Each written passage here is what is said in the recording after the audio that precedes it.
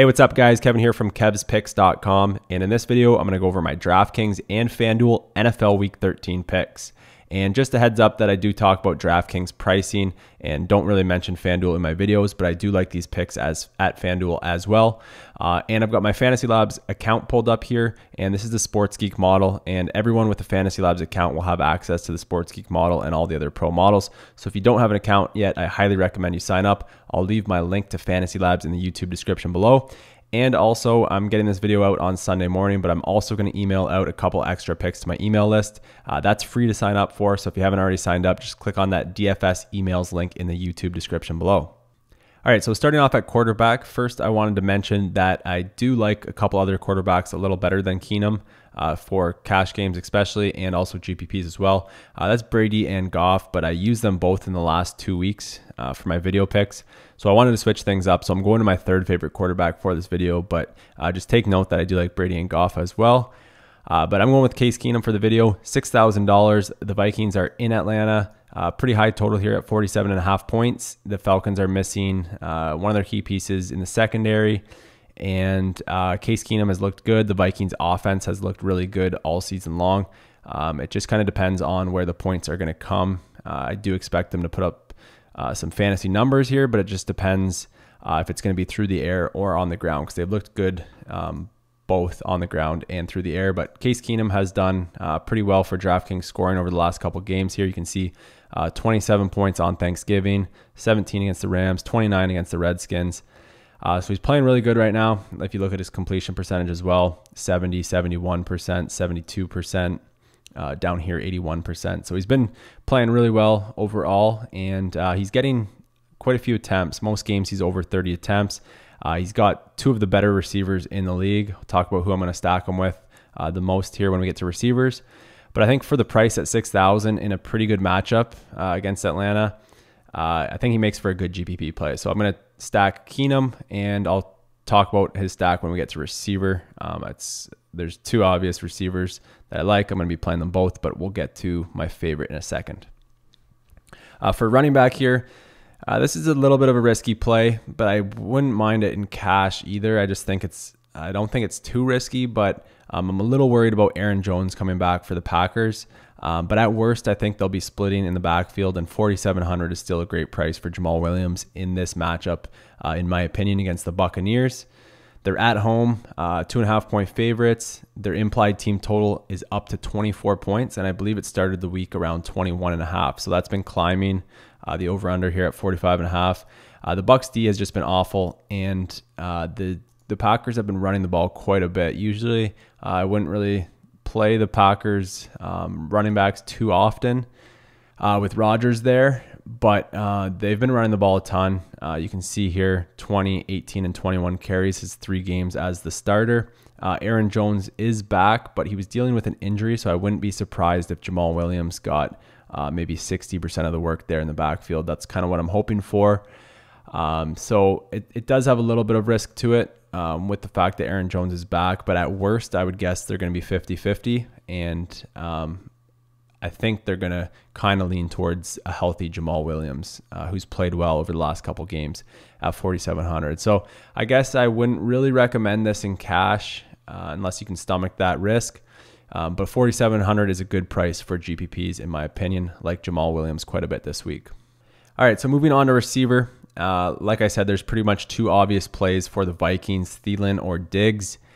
This week I like Diggs at about, I think he's a little over $1,000 cheaper. I think Thielen is up to somewhere around like $7,400 or $7,500. So I still like Thielen quite a bit. He's been awesome, great receiver. Just getting a little pricey, and Stephon Diggs is, in my opinion, just as good, possibly even better. I think Diggs is one of the better receivers in the league. So that's kind of another reason why I like Keenum. He's got 2 of the better receivers in the league, in my opinion. Stephon Diggs hasn't done as much lately, with Thielen getting most of the looks there. But if we go back to September, you can see here Diggs had a 27-point DraftKings point game, 40 DraftKings point game against the Buccaneers. And more recently, he hasn't gotten as many targets, 6, 5, 6, and 7. But he's still putting up decent scores, and overall just a great receiver. Like the price at $6,200.